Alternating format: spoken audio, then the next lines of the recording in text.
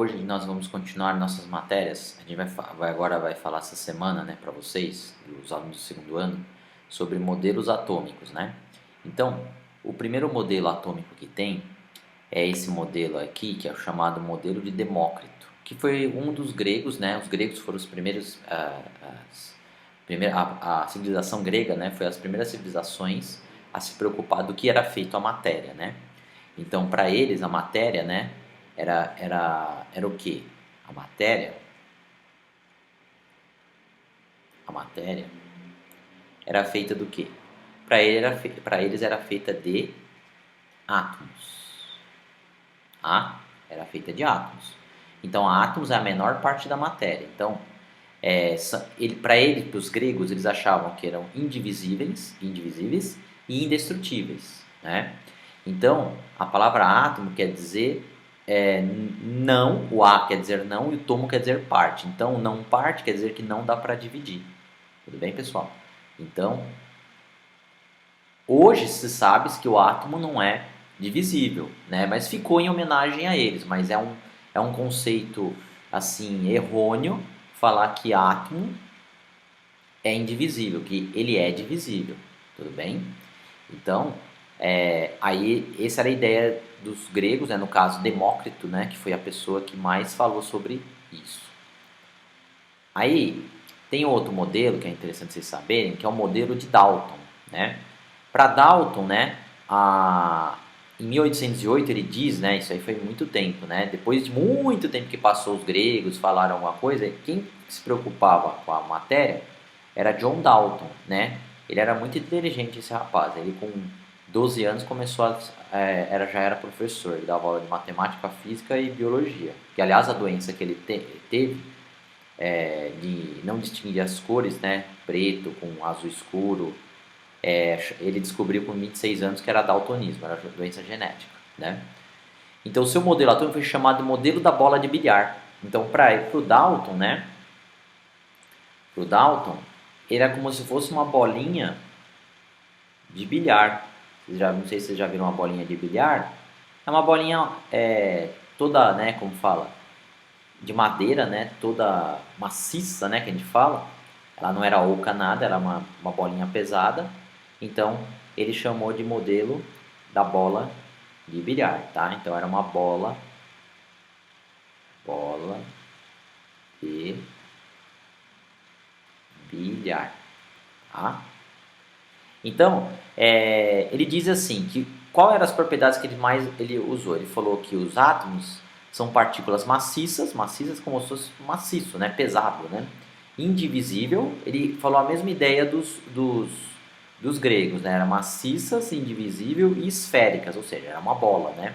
Uma esfera, formadoras da matéria. Então essa era a unidade da matéria. A matéria então era feita de átomos, tá bom? Os átomos dos elementos diferentes possuem propriedades diferentes. O que ele quis dizer com isso daqui, né? Ele quis dizer assim, por exemplo, né, no 2. Ele quis dizer que, por exemplo, o ferro, o átomo de ferro, né, é diferente do átomo de, por exemplo, sódio, né? Apesar dos dois serem dois metais, né, esse é metal, só que esse aqui possui uma massa atômica, né? Uma massa atômica diferente do sódio. Então, ele tinha essa ideia, só que o átomo possui uma massa, mas ele não tinha ainda o conceito sobre as subpartículas, né?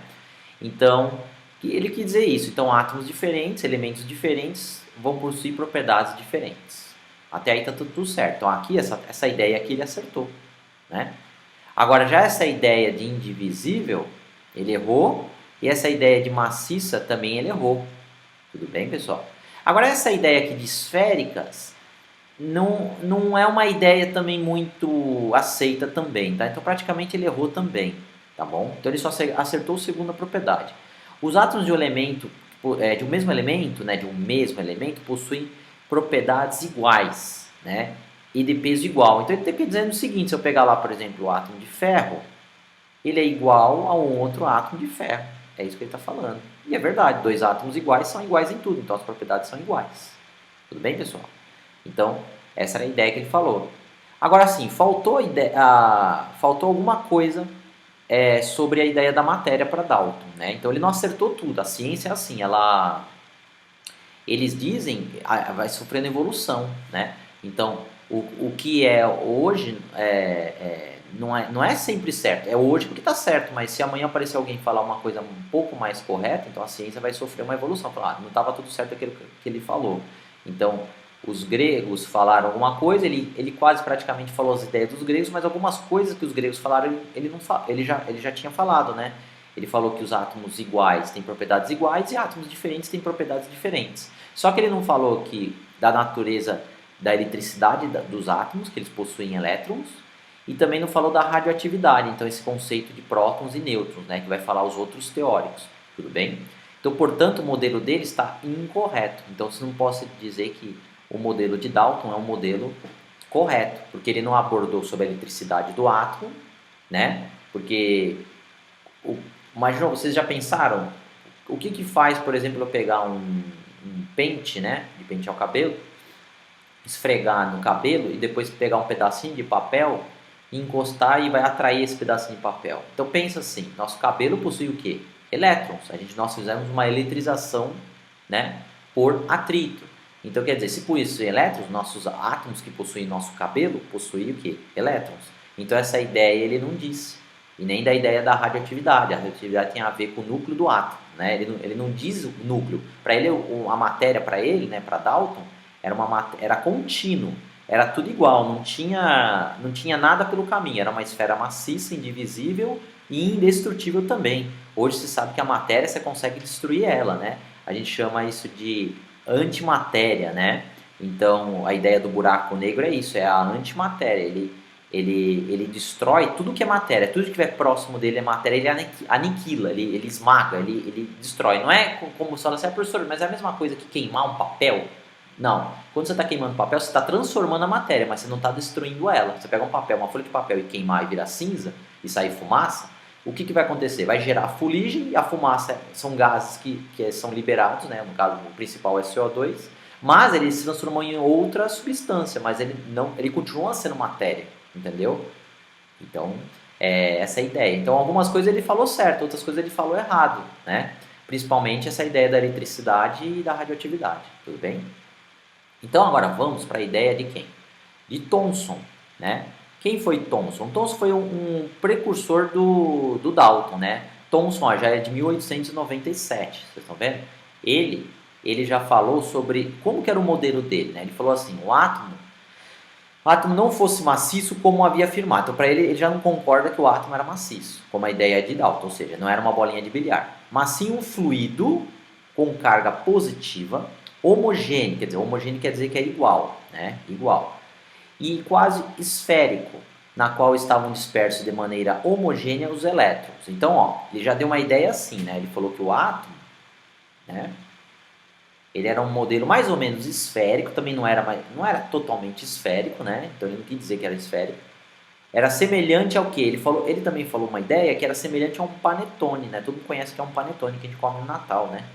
Ou um modelo de pudim de passas, né, de uva, em que a massa do panetone, né, a massa do pudim, pode ser, né, vou colocar aqui o pudim, né, vou colocar aqui pudim, finge que isso aqui é um pudim, mas não é, tá bom? É uma ideia que ele comparou, né, o pudim de passas em inglês, né, que eu nunca vi no nosso pudim, não é assim, né, o brasileiro. Que a massa desse pudim seriam cargas positivas e as passas seriam cargas negativas. Então, olha a diferença do modelo do Dalton em relação ao Thomson, né? O Thomson já disse que a matéria possui subpartículas, que eram cargas negativas, e também possuíam cargas positivas. Essas cargas positivas seria a massa do panetone ou a massa do pudim. Só que que interessante, vocês estão vendo que eu coloquei 1, 2, 3, 4 cargas negativas e 1, 2, 3, 4, 1, 2, 3, 4 cargas positivas, né? Então, as cargas positivas, né, que essas daqui que eu coloquei representando, o número, você vê que é interessante que é igual. Você fala, professor, por que o número de carga positiva é igual a negativa? Porque a ideia que Thomson diz, ele diz que um átomo para ser neutro, um átomo neutro, o que é um átomo neutro? Ele já definiu o que é um átomo neutro, né? Um átomo neutro é quando o número de carga positiva, né? O número de carga positiva é igual ao número de carga negativa, tá? Então é isso, um átomo neutro é isso aí, é o número de carga positiva igual a negativa. Então quando um átomo não é neutro, ou seja, o número de carga positiva é maior que negativa, ou o número de negativa é maior que positiva. Mas é isso aí, vai ser na matéria de aula de ligações que a gente vai falar, tá?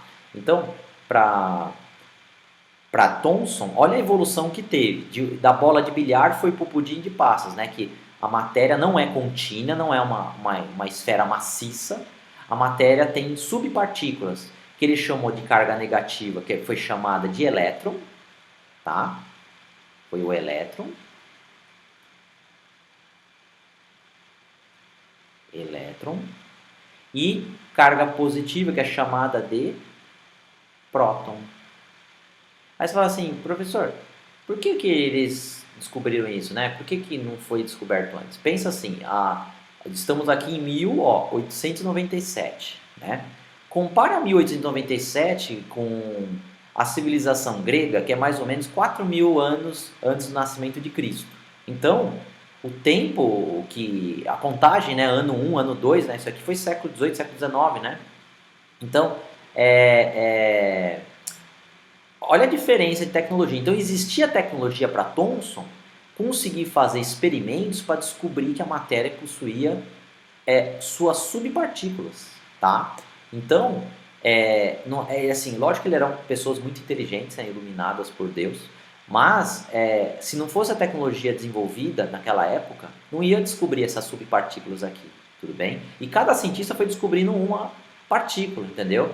Depois a gente vai falar nas próximas aulas de Rutherford, que é a teoria quase atual de hoje, a de Bohr, que é a teoria atual, que eles já era século XX, né? No século já de 1910, 11, já começou a desenvolver a teoria atômica, até chegar em Einstein e parou por aí, né? O Einstein só continuou a teoria atômica, mas ele não desenvolveu mais nada, o Albert Einstein.